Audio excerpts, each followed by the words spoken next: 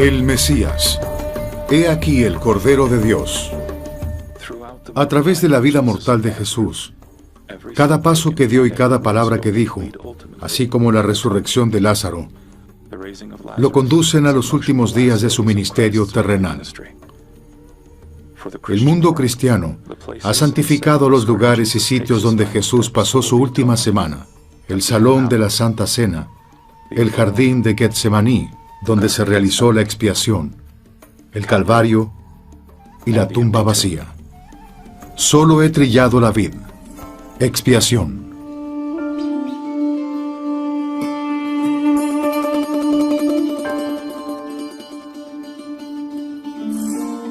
La tumba de Lázaro.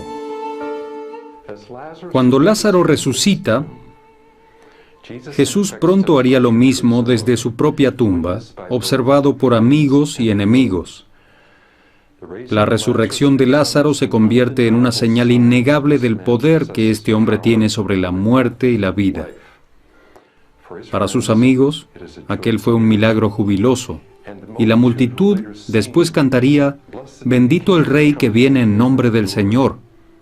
Pero para sus enemigos, estos acontecimientos, seguidos por otra purificación del templo, se convertirían en la gota final. Así que, desde aquel día, convinieron en matarle. ¿A quién has de culpar?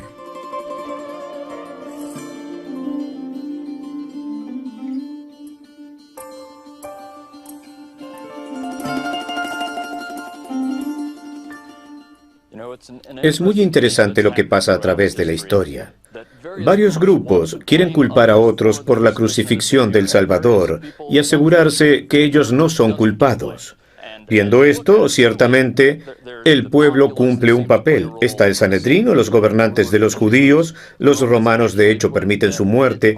Casi parece como si hubiera tanta gente involucrada, que está claro que un solo grupo no puede asumir la culpa y que debemos buscar a quién culpar. Este pasaje de Primera de Corintios capítulo 15, que tal vez sea el primer relato de la muerte y sufrimiento de Jesús escrito antes de los evangelios Mateo, Marcos, Lucas y Juan, Pablo escribe: «Porque primeramente os he enseñado lo que asimismo recibí». O en otras palabras, no les estoy diciendo nada nuevo, ustedes ya saben esto. Les estoy contando una historia que ya saben cómo, de acuerdo a las Escrituras, Cristo murió por nuestros pecados y que fue enterrado y al tercer día se levantó de nuevo. Si no somos cuidadosos, puede que perdamos el punto principal que Pablo da. El hecho de que Cristo murió, fue enterrado y resucitó, y aún más importante, es que esto ya se había profetizado. Cristo había sido preordenado. Los profetas y los sabios que vivieron durante el Antiguo Testamento sabían esto, y sabían que el Mesías, el Dios de Israel, vendría y haría esto. Pero además, y probablemente lo más importante para Pablo, es que Jesús murió por nuestros pecados de acuerdo a las Escrituras. Y no se trata de a quién debemos culpar, ni siquiera de cuándo exactamente fue que sucedió. Eso viene a ser importante para la parte histórica de los 4 evangelios. Entonces, la verdadera pregunta es: ¿por qué murió el Mesías? Así que cuando pensamos acerca de Getsemaní, pensamos que Él tomó sobre sí mismo los pecados del mundo. Allí empezó a sufrir, culminando en la cruz. Pero cuando quiero hablar acerca de la culpabilidad, pienso en mí mismo. Es el sufrimiento por el pecado humano, por mis pecados, por mis transgresiones. Y como resultado, el Nuevo Testamento trata realmente el tema de por qué Jesús tuvo que morir y no tanto a quién culpar. Tomémonos un minuto para orientarnos un poco. Creo que lo primero que noto cuando miro este paisaje es que hay muchas colinas. Y, como vemos, algunas de esas colinas, algunas de las más importantes están aquí. Comencemos con el Monte de los Olivos. Obviamente este es el más sobresaliente, y cuando se empieza a bajar hacia el este, uno llega a un pequeño valle y luego sube nuevamente. Podemos pensar en Jesús estando en ese minarete, un poco más debajo de allá. ¿Lo ven? Ahí está el pueblo de Betania, ¿cierto? Sí, Betania es el hogar de María, Marta y Lázaro. Aquí es donde permanece Jesús su última semana de vida. Así que él hacía el viaje todos los días desde Betania hasta Jerusalén. Y al bajar un poco más, tenemos la iglesia de todas las naciones. Más abajo, cerca de la parte inferior de la colina, está el Monte de los Olivos. Y aquí es donde está el jardín de Getsemaní. Así que el arroyo de Kidrón atraviesa exactamente el jardín de Getsemaní.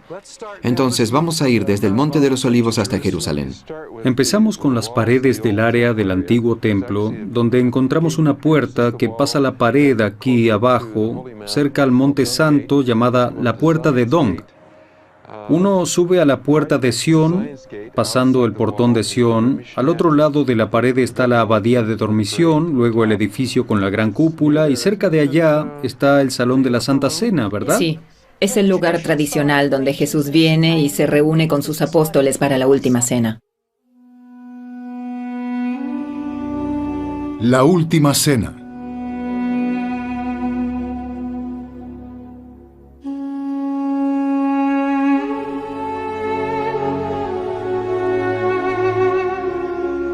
Y él les dijo: en gran manera he deseado comer con vosotros esta Pascua antes de que yo padezca. Lucas 22:15. Jesús fue muy particular al escoger el día de la Pascua como la fecha para la institución del sacramento. Realmente lo que él está haciendo es tomando una celebración muy importante de la ley judía y usando esto para enseñar e institucionalizar y dejar un recuerdo de él mismo. La Pascua, como ustedes recuerdan, es una celebración de la época en la que Israel estaba en Egipto bajo cautiverio. Moisés estaba allí y estaba siguiendo la guía divina, ayudando a los israelitas para que fueran liberados del cautiverio egipcio. Así que Dios les manda una serie de plagas, buscando que el faraón deje salir a los israelitas. Siendo la última plaga la muerte de los primogénitos, no solo los primogénitos de la gente, sino también de los animales. Así que se les dice a los israelitas que tomen un cordero sin mancha, y lo ofrezcan en sacrificio, y que con la sangre de ese cordero marcaran el dintel de sus puertas. Y así el ángel destructor pasaría sobre los israelitas y no los mataría. Por 1500 años, los israelitas se han estado reuniendo en familias, volviendo a contar la historia como un gran ejemplo de la liberación del pueblo escogido. Así que cuando el Salvador escoge la Pascua, Él está dando una declaración definida a sus discípulos y a todos los que lo escuchan, de que Él es el Cordero, que Él es la representación de este Cordero que ha sido sacrificado por 1500 años. Cuando Juan el Bautista le presenta a sus discípulos a Jesús, les dice: ustedes necesitan seguir a Jesús. Y dice: he aquí el Cordero de Dios. Y todo judío entendería esto en términos de la Pascua. Cristo es este Cordero Pascual. Él lo es sin ninguna duda. Jesús es un ser sin pecado, el primogénito del Padre, el único Hijo engendrado en la carne, quien voluntariamente se ofreció como un sacrificio para todos aquellos que vinieran a Él, convirtiéndose en el Cordero Pascual. Él usó esta transición de lo que estaba pasando en el antiguo convenio, lo que debe entenderse como el nuevo convenio.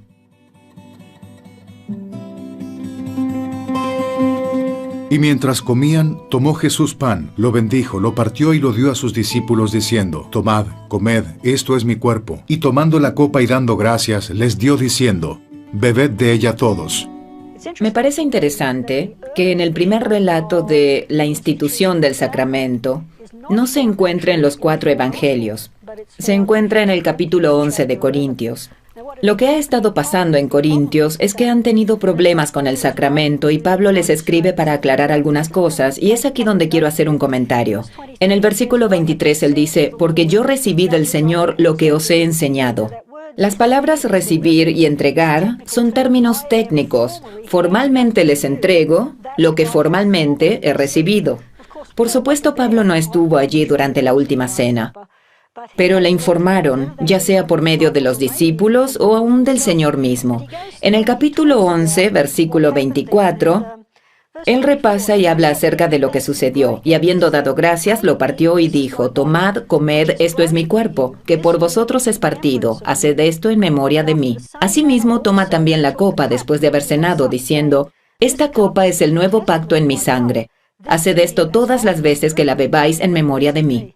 Una de las diferencias más significativas acerca de la historia de Pablo que encontramos en los 4 evangelios es el término en memoria, que la repartición del pan y el vino es en memoria de lo que Jesús hizo. Hay solamente otro lugar, y es en Lucas, donde realmente él usa el término en memoria. Lo que es interesante para mí, cuando vamos al relato de Tercer Nefi, donde Jesús instituye el sacramento entre los pueblos de las Américas, es que es muy claro en decir que esto es hecho en memoria. Lo significativo para mí en el primer relato del sacramento que tenemos en la Biblia, en Primera de Corintios, capítulo 11, es que en muchos aspectos es realmente más cercano al relato de Tercer Nefi que a los relatos de los evangelios. Esta es otra de las ocasiones en que creo que el Libro de Mormón nos ayuda a entender y a reconocer los acontecimientos históricos que suceden en la primitiva iglesia cristiana.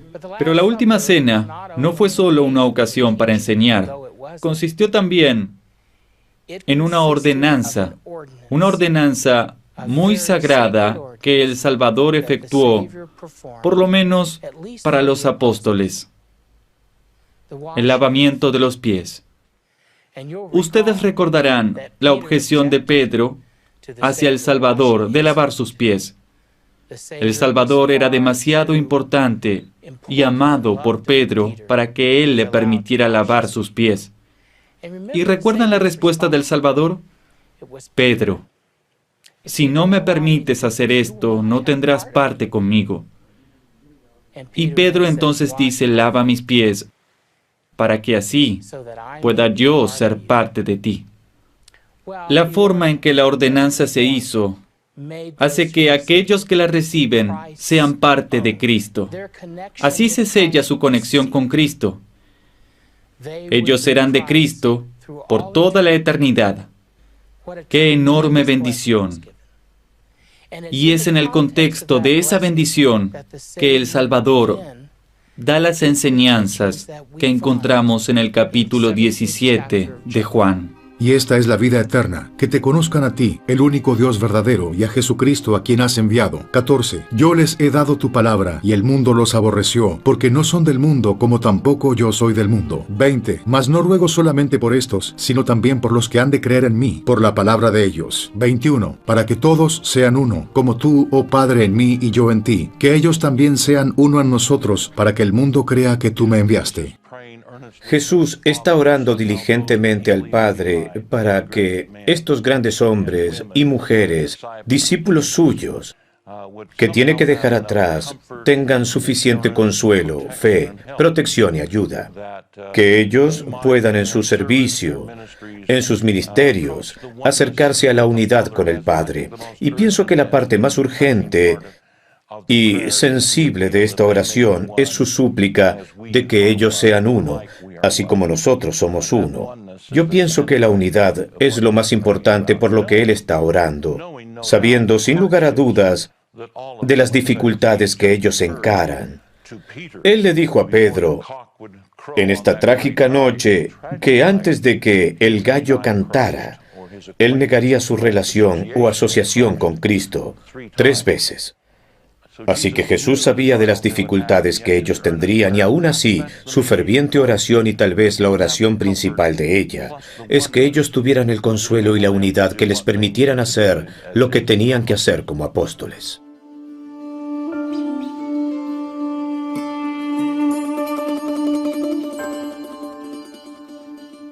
El jardín de Getsemaní.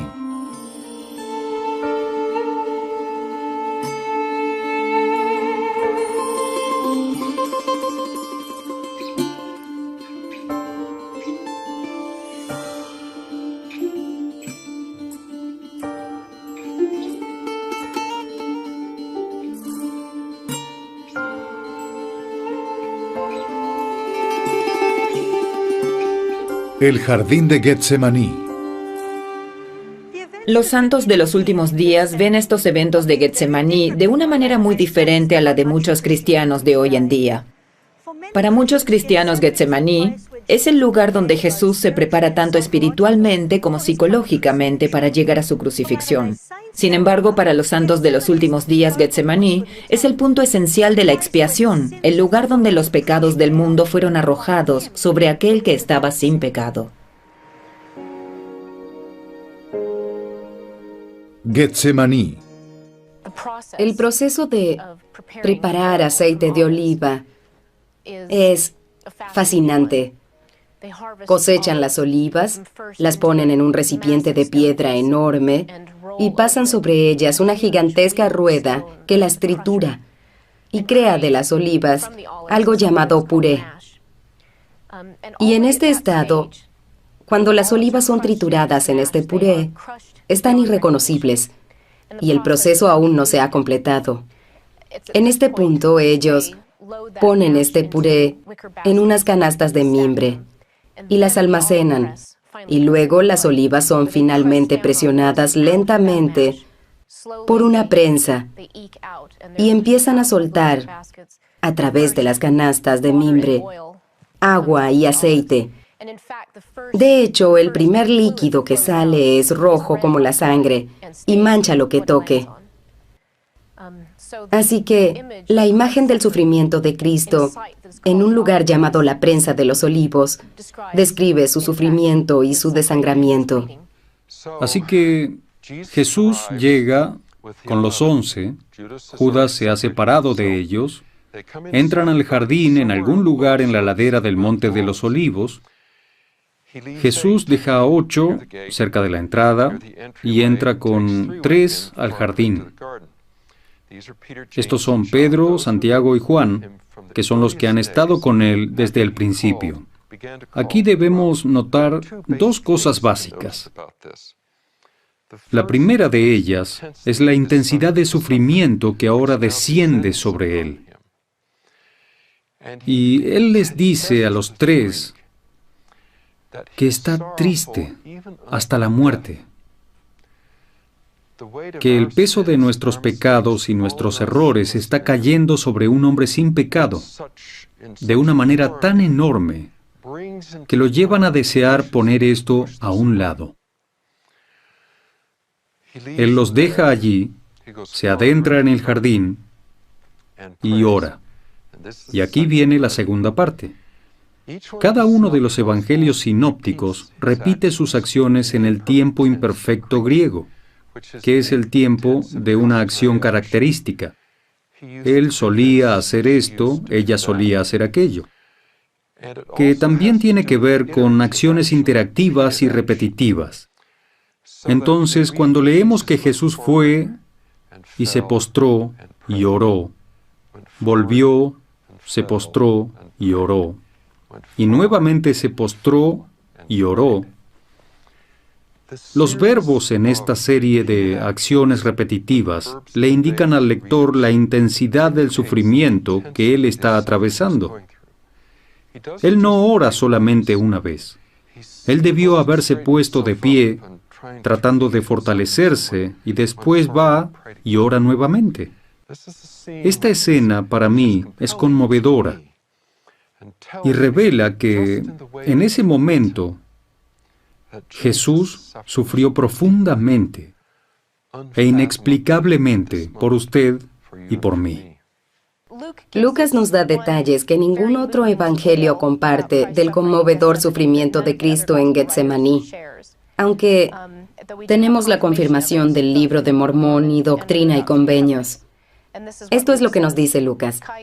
Kai genómenos en agonía, ectenesteron proseugeto, kai egeneto hojidros, autu josei tromboi haimatos, katabainon tes epi tengein. Lo que traducido significa, y estando en agonía, oraba más intensamente. Y era su sudor como grandes gotas de sangre que caían a tierra. Aquí hay un par de frases clave. Una es el término griego agonía, estando en agonía, que proviene de la palabra griega agón, Esta típicamente se usa para referirse a una competencia atlética. Así que algunos estudiosos han tomado la descripción de Lucas acerca del sudor como gotas de sangre para sugerir simplemente la ansiedad que siente un atleta antes de una competencia, lo cual es una interpretación interesante. Estudiantes mormones de las Escrituras creen que realmente fue sangre y no mormones usan esta palabra que usa Lucas, ya sea tomada como adverbio o como adjetivo, porque la palabra acá es hos. ¿Qué es lo que dice Lucas? ¿Que eran gotas de sangre? ¿O que parecían grandes gotas de sangre? Y sin ninguna otra información, no habría manera de saber con certeza en cuál de las dos frases se usa el hos para describir lo que Lucas quería decir. Pero adicionalmente tenemos escrituras restauradas, tanto en el libro de Mormón en Mosiah, donde dice que Cristo sangró por cada poro, y luego más específicamente en Doctrina y Convenios, donde el Señor mismo habla describiendo de la manera más clara y detallada como en ninguna otra parte de las Escrituras su propia experiencia del sufrimiento durante la expiación. Él describe ese sufrimiento en estas palabras: padecimiento que hizo que yo, Dios, el mayor de todos, temblara a causa del dolor y sangrara por cada poro y padeciera, tanto en el cuerpo como en el espíritu, y deseara no tener que beber la amarga copa y desmayar. Sin embargo, gloria sea al Padre, bebí, y acabé mis preparativos para los hijos de los hombres. Si hay alguna duda de lo que Lucas quiso decir, Cristo lo clarifica diciendo que Él sangró por cada poro. Por tanto, es preciso que sea una expiación infinita, pues a menos que fuera una expiación infinita, esta corrupción no podría revestirse de incorrupción. 2 Nefi 9:7. La expiación infinita.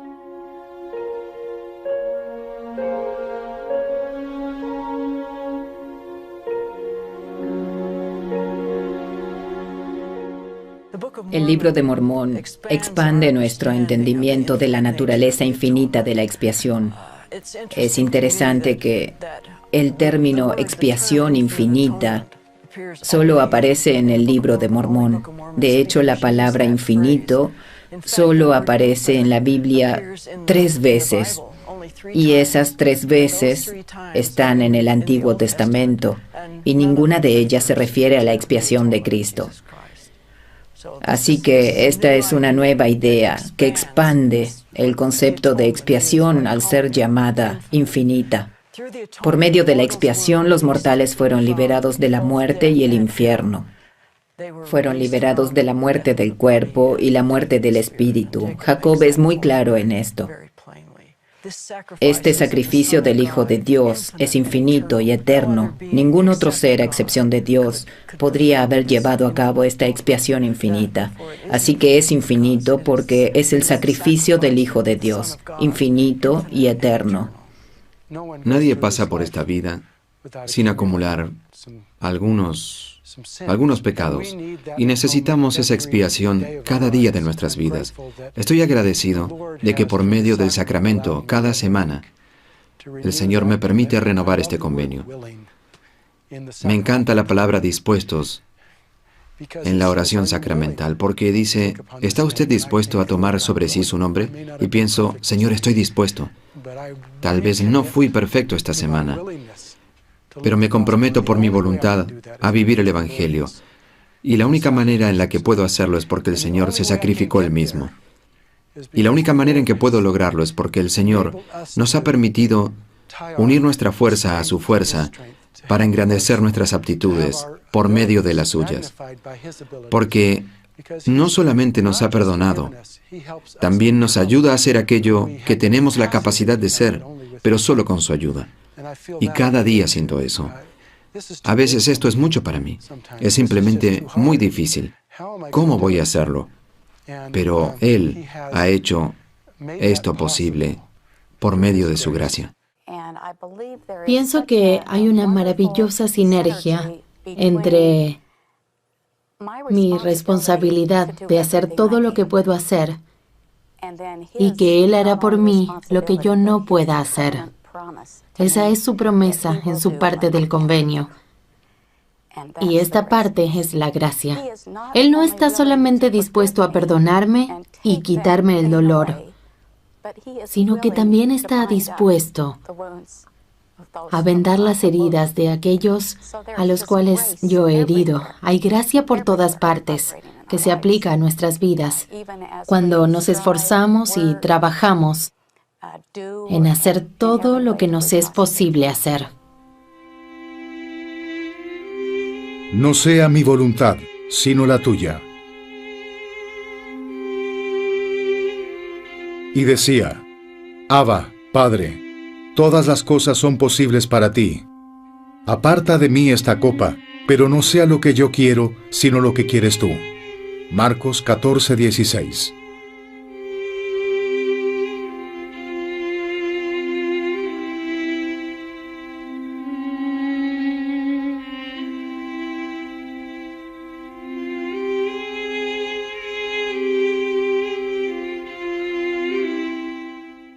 La oración que Jesús ofreció en Getsemaní es muy breve, pero muy conmovedora.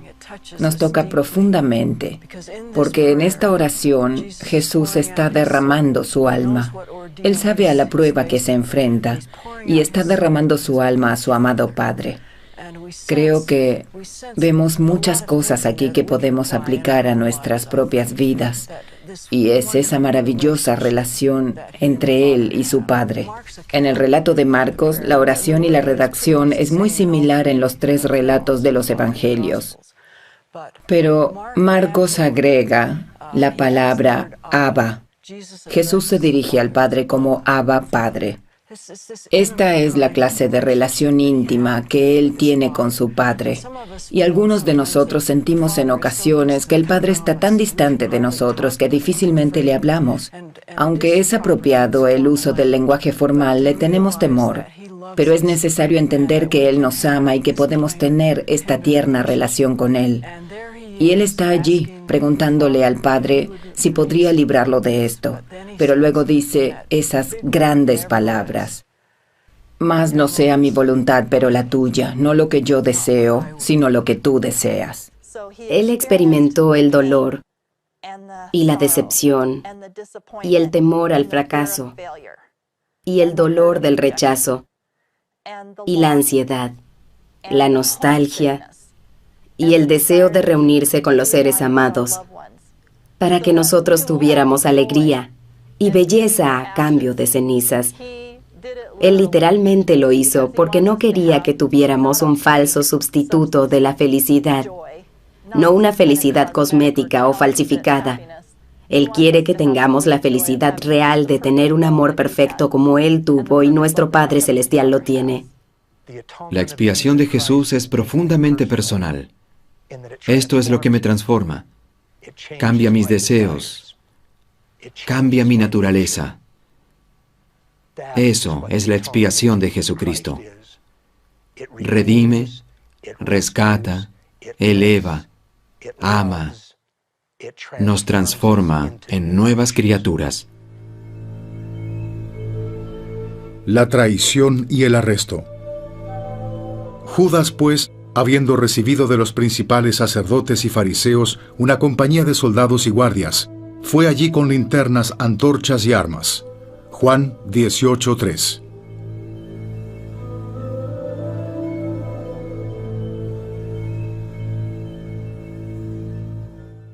Sin duda que una de las historias más conocidas del Nuevo Testamento es el arresto de Jesús. La conspiración, la intriga contra él, empezó muchos meses atrás. Una de ellas se fraguó en Galilea. Aparentemente, los conspiradores se encontraron los unos a los otros cuando Jesús sanó al hombre con la mano seca. Pero finalmente, llega el tiempo en el que Judas lidera el grupo en dirección en donde sospecha que seguramente Jesús y los 11 están. Cada uno de los sinópticos dice que Judas se acerca a Jesús para besarle. Tanto Mateo como Marcos dicen que Judas lo hizo. Lucas lo deja implícito. Realmente él no dice que Judas le besó. He meditado en mi corazón si Lucas estaba tan ofendido por esta escena que no se pudo imaginar al traidor besando al maestro. Cuando llegan los soldados para arrestarlo, Jesús se acerca y les pregunta, ¿a quién buscáis? Ellos dicen, por supuesto, a Jesús de Nazaret. Entonces Jesús dice, yo soy él. Aquí la expresión es el divino nombre que se distingue de todo lo demás. Cuando él dice, yo soy. Y esta gente, que aparentemente ha venido con temor, imaginando lo que les podría pasar, empieza a retroceder, y uno de ellos tropieza con el pie de la persona de atrás, y todos ellos terminan en el suelo. Es de alguna manera jocoso, aunque por supuesto muy serio. Después de que se han levantado y recuperado, él les pregunta de nuevo, ¿a quién buscáis? Y ellos dicen a Jesús de Nazaret. Él nuevamente les dice, yo soy. Cuando Jesús fue arrestado en el jardín de Getsemaní, los apóstoles huyen aterrorizados. Ellos habían tenido una escaramuza con un guardia, y Pedro en particular fue señalado por algunas personas como el enemigo que había atacado a uno de los individuos que trató de arrestar a Jesús. Los apóstoles se sienten como presas de caza y no revelan su paradero, aunque continúan juntos aconsejándose, tratando de reorganizarse y analizando lo que ha pasado. Y por supuesto, desilusionados por el fracaso de sus sueños y planes, ya que ellos no entendían cómo se cumpliría la profecía en cuanto Jesús dijo que Él les dejaría. Así que lo arrestan, lo atan y continúan presumiblemente al valle de Kidrón, caminando hacia la puerta de la parte este de la ciudad, por donde ellos podrían entrar, y luego llegan a una escalera que conduce a la residencia de los sumos sacerdotes.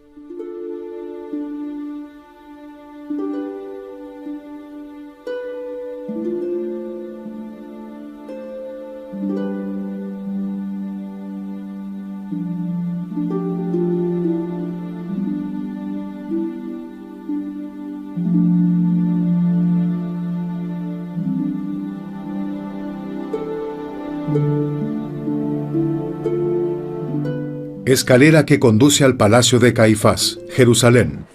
Luego de su arresto en Getsemaní, Jesús, ya exhausto, llega de nuevo al valle del Cedrón y tiene que subir estos empinados escalones hacia el palacio de Caifás, el sumo sacerdote. Pedro y otro discípulo desconocido seguían de lejos a Jesús. Y allí, en el palacio de Caifás, mientras Pedro espera en la oscuridad, Jesús, el juez eterno, es juzgado ilegalmente por los hombres, en una audiencia nocturna, donde el veredicto se ha decidido mucho antes de que comenzara el juicio.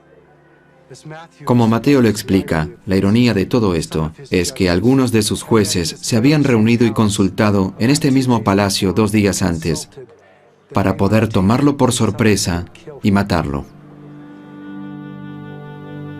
El juicio y la sentencia.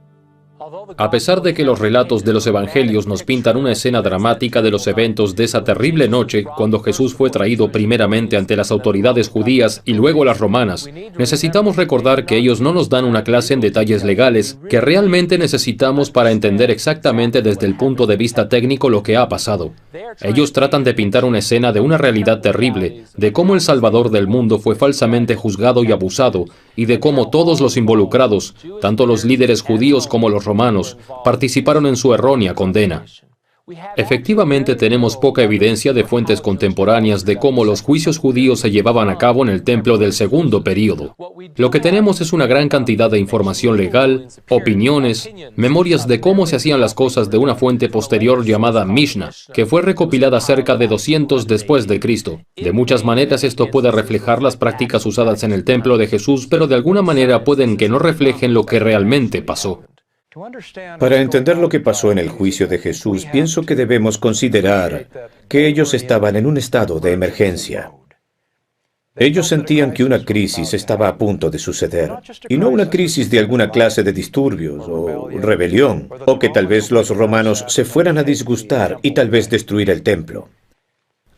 Allí estaba Jesús, quien tenía el poder para calmar la tormenta. Él era Jesús, quien había levantado a Lázaro de la muerte, lo cual fue la gota final que empujó a los sumos sacerdotes a decir: ahora debemos tomar acción en contra de Jesús. Esta gente estaba asustada. Ellos temían que Jesús, si no era el Hijo de Dios, estuviera usando los poderes de las fuerzas del mal para obrar los milagros que estaba haciendo. Y uno de los requisitos para ser miembro del Sanedrín era la habilidad para diferenciar entre lo que ellos llamaban magia blanca y magia negra. Buenos milagros, buenas señas, lo mismo que Moisés mismo había hecho, que obviamente eran legítimas. Pero había además actos de magia negra y cosas que no deberían suceder. Leyendo el discurso del rey Benjamín, que está en el capítulo 3 de Mosía, curiosamente las palabras del ángel al rey Benjamín acerca de la venida de Jesucristo, él le dice que efectuaría grandes milagros, tales como sanar a los enfermos, resucitar a los muertos, hacer que los cojos anden, los ciegos reciban su vista, los sordos oigan, y sanaría toda clase de enfermedades. Pensamos que esto es algo bueno. Pero fue profetizado que aunque él hiciera todas estas cosas, aún después de hacer todo esto, lo considerarán como hombre y dirán que está endemoniado, que él hace estas cosas por el poder de Satanás, y lo azotarán y lo crucificarán. Cuando fue presentado por el Sanedrín ante Pilatos, Juan dice que Jesús había sido señalado por esa corte como un malhechor. Malhechor es una palabra que en español significa hacedor del mal, pero viene de la palabra maleficium, que en latín es un crimen, un cargo legal específico, principalmente por la práctica de magia. Si buscamos en el texto del Evangelio de Juan, la palabra que allí encontramos es kakopoios. En griego, la palabra kakopoios significa maleficus, la cual es traducida como malhechor, pero que de hecho se refiere a alguien que practica la magia. En ese punto, Pilatos entra nuevamente a la sala del juicio, llama a Jesús y dice: «Está bien, levantemos la acusación final. ¿Eres tú el rey de los judíos?». Esta es la frase, rey de los judíos. Fue el título que César Augusto le dio a Herodes. Así que era un término de cargo político. Jesús nunca dice: «Sí, yo soy el rey de los judíos». Él solo dice: «Yo soy un rey, pero mi reino no es de este mundo». Y Pilatos queda satisfecho con esa respuesta. Pero a este punto Jesús continuó diciendo: «Tú dices que yo soy rey. Yo para esto he nacido y para esto he venido al mundo, para dar testimonio de la verdad. Todo aquel que es de la verdad oye mi voz». Para este momento Pilatos, quien está esperando encontrar algunos testigos, alguna verdad para saber cómo juzgar este caso, dice: «Bien, ¿qué es la verdad? Este es un caso difícil». Y él decide que no encuentra ninguna base para las acusaciones en nombre de Jesús. Y regresa a los judíos y dice: «Yo le encuentro sin falta». La palabra griega aquí es: no hay un cargo legal en contra de él. Y acto seguido a esta declaración, hace algo extremadamente significativo en la ley romana. Se lava sus manos. El lavamiento de las manos lo tomamos a menudo como una señal que declara la inocencia de Cristo. En la ley romana era un procedimiento sencillo por medio del cual el magistrado a cargo da a entender que el caso que se lleva a cabo no está bajo su jurisdicción. Son los sumos sacerdotes, un pequeño grupo de saduceos muy poderosos quienes constantemente manipulan estos juicios. No los judíos como pueblo. De hecho, muchos de los judíos en Jerusalén habían recibido a Jesús aceptándolo.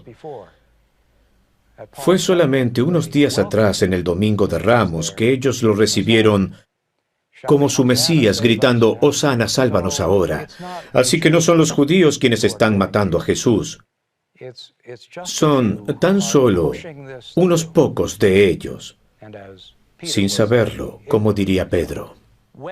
Cuando Caifás interroga a Jesús, le pregunta directamente, ¿eres tú el Hijo del Bendito? Una forma de preguntarle si él era el Mesías.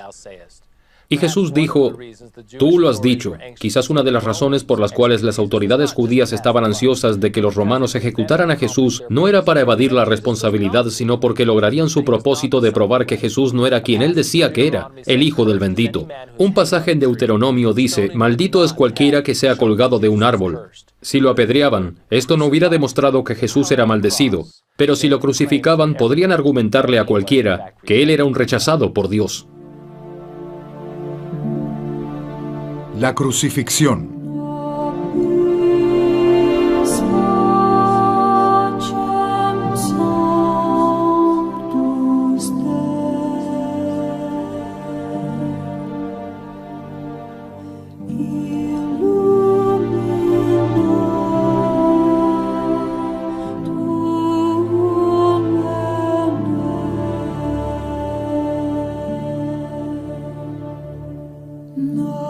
Pero ellos dieron voces, diciendo, crucifícale, crucifícale. Lucas 23:21.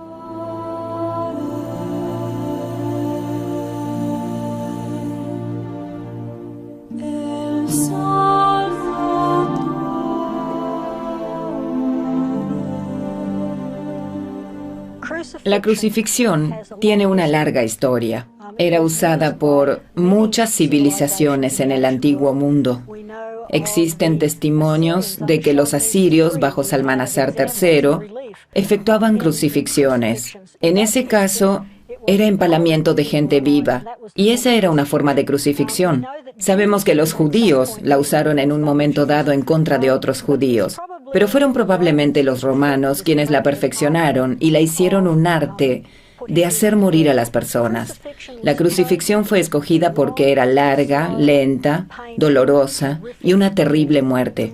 Los romanos podían fácilmente matar a las personas de una manera mucho más económica, decapitándolos o haciendo otras cosas, pero ellos eligieron la crucifixión particularmente para aquellos que eran vistos como traidores, ladrones y cosas similares. También era una forma de afrenta pública.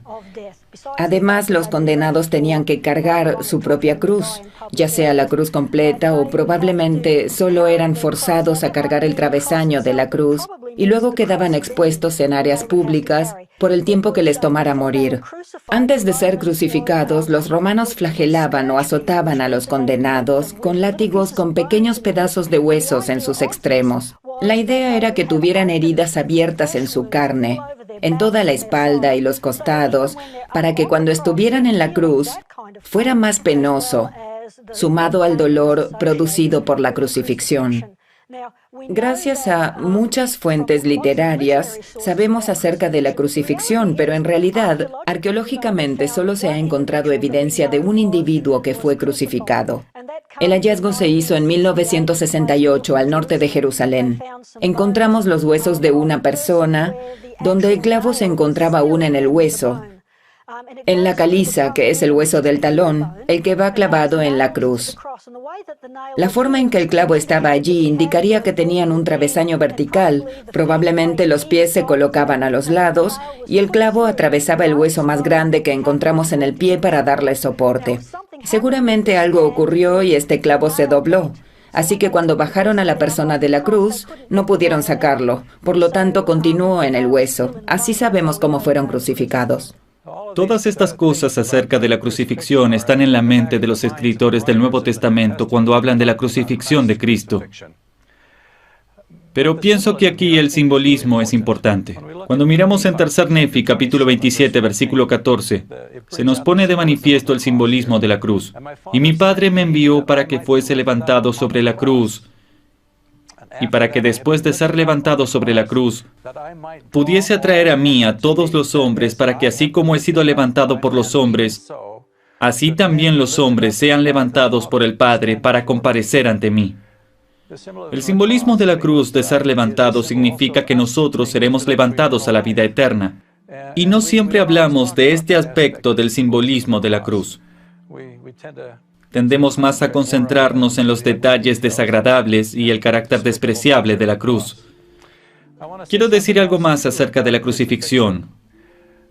Sabemos, gracias a la lectura de un pasaje en Josefo, que se puede sobrevivir la crucifixión. Josefo habla acerca de 3 amigos que él vio crucificados, y va donde el general romano y le pregunta, ¿los puedo bajar? El general romano dice, por supuesto, bájelos. Y a pesar de los mejores cuidados, Josefo nos dice que 2 de ellos murieron, pero uno sobrevivió. La muerte por crucifixión no es inminente, y yo creo que este es un elemento básico de lo que aquí está pasando, porque realmente nadie mató a Cristo, como Abinadí lo explica en Mosiah capítulo 15. A Cristo, a pesar de que puede morir, no lo podían matar. Él es parte del Padre. A Él no lo matan, sino que Él decide morir. Pero la ejecución o su decisión de morir tiene que ser de una manera tal que la gente que no es creyente la vea y diga, oh, lo mataron, le llegó su fin, todo se acabó. Pero al contrario, los creyentes que la vean digan, como el centurión romano dijo, este es el Hijo de Dios. Él muere por su propia voluntad, Él se ofrece a sí mismo en la cruz.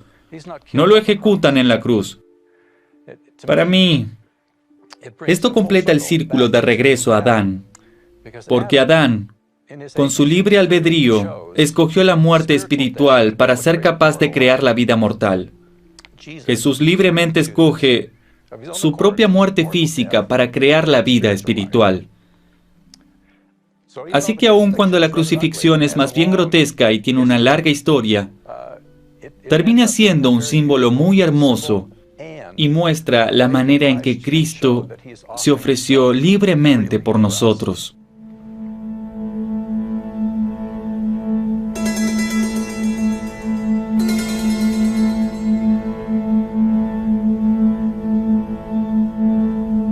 Gólgota.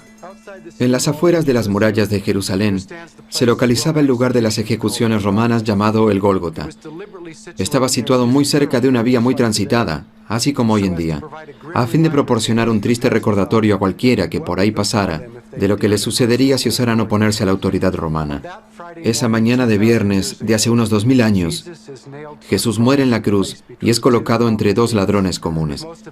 Con la mayoría de los apóstoles ocultos, lo que sucedió en las últimas horas de la vida mortal de Jesús fue presenciado casi exclusivamente por mujeres.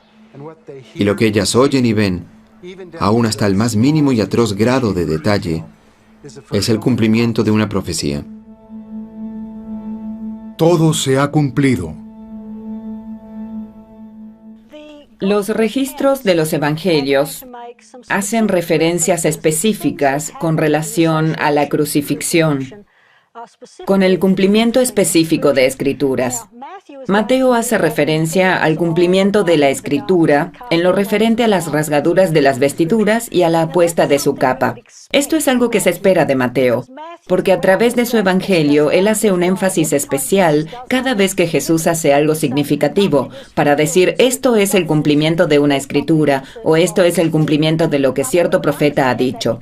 Y lo entendemos por el hecho de que su audiencia es una audiencia judía, y esto les ayuda a ver la conexión entre el Cristo del Nuevo Testamento y el Mesías del Antiguo Testamento. Sin embargo, lo que es interesante para mí es que leemos a Marcos y Juan escribiendo cosas similares. Marcos va a hacer referencia a que el hecho de que Jesús fue crucificado en medio de ladrones es el cumplimiento de una profecía. Ahora, lo que es interesante acerca de esto es que Marcos está escribiendo para una audiencia romana, una audiencia que no está familiarizada con la Biblia hebrea, las profecías y cosas similares, pero Marcos, sin embargo, quiere hacer notar que esto es el cumplimiento de una profecía. Lo mismo hace Juan cuando habla de Jesús, quien estando crucificado en la cruz dice, «Tengo sed». Nuevamente Juan dice concretamente que esto es el cumplimiento de una profecía. La audiencia de Juan puede que esté o no esté consciente de las profecías mesiánicas, pero tenemos esas situaciones en las que quieren dejar en claro que esto no debe ser nuevo o inesperado. Esto es el cumplimiento de una profecía. Cuando este gran trabajo y labor termina, Cristo encomienda todo su ministerio en manos de su Padre. Y la frase final que Jesucristo dice en la cruz es: consumado es.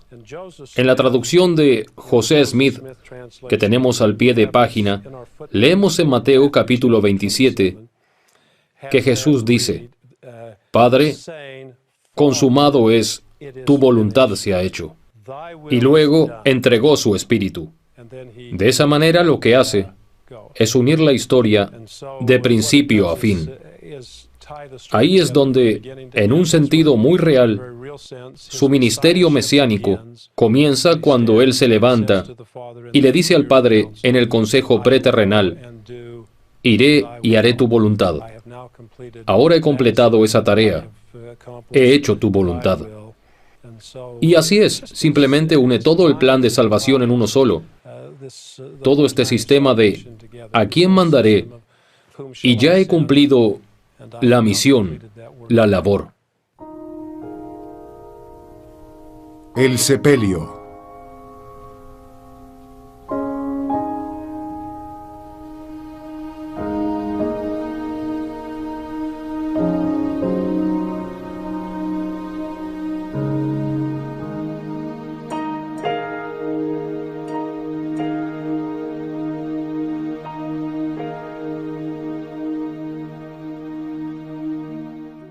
Con la puesta del sol cerca y con la preocupación de sepultar el cuerpo de Jesús antes del comienzo del día de reposo, un hombre llamado José de Arimatea, de un pequeño pueblo en las afueras de Jerusalén, solicitó a Pilatos que le permitiera encargarse del cuerpo de Cristo. Parece que José era un concejal, tal vez hasta un miembro del consejo del Sanedrín. Junto a él estaba Nicodemo, otro miembro del consejo. Lo más probable es que ellos no participaron del juicio a Jesús la noche anterior. José tenía una tumba para un hombre rico. Parece que él y Nicodemo estuvieron allí solo un corto tiempo para envolver el cuerpo en la mortaja y poner los ungüentos que alcanzarán a aplicar. Usualmente esto es lo que las mujeres hubiesen hecho. Y hay evidencia de que había mujeres de Galilea que estaban cerca de la cruz y siguieron a Nicodemo y a José a la tumba donde descansaría el cuerpo. Aparentemente no había tiempo suficiente para el ritual acostumbrado de preparar el cuerpo para el sepelio. Estas mujeres no podían regresar al día siguiente porque era el día de reposo. Si el día siguiente era sábado de Pascua, entonces el día siguiente era el día de reposo semanal, así que pasarían un par de días más antes de que pudieran volver a la tumba. Muy temprano en la mañana del domingo llegaron a la tumba, parece que para ver si ellas podían ungir el cuerpo de la forma en que hubiesen deseado hacerlo.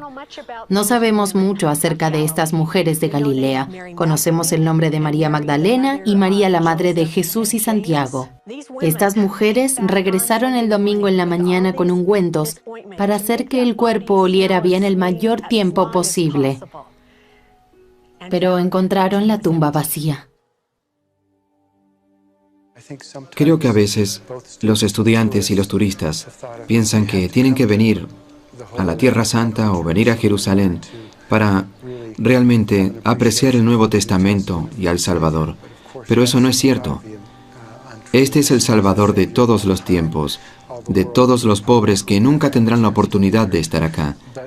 Sin embargo, de la manera más importante, toda persona puede llegar al Salvador, puede llegar a Jesús, llegando allí con el corazón, fe, el estudio de las Escrituras y con oración.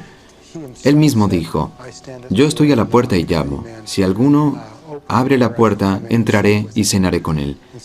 Y esta es una gran promesa para los creyentes, de que usted no tiene que estar en la última cena, no tiene que estar en los lugares de su ministerio o venir aquí a la Tierra Santa, pero puede invitarlo a entrar a su corazón y a su vida.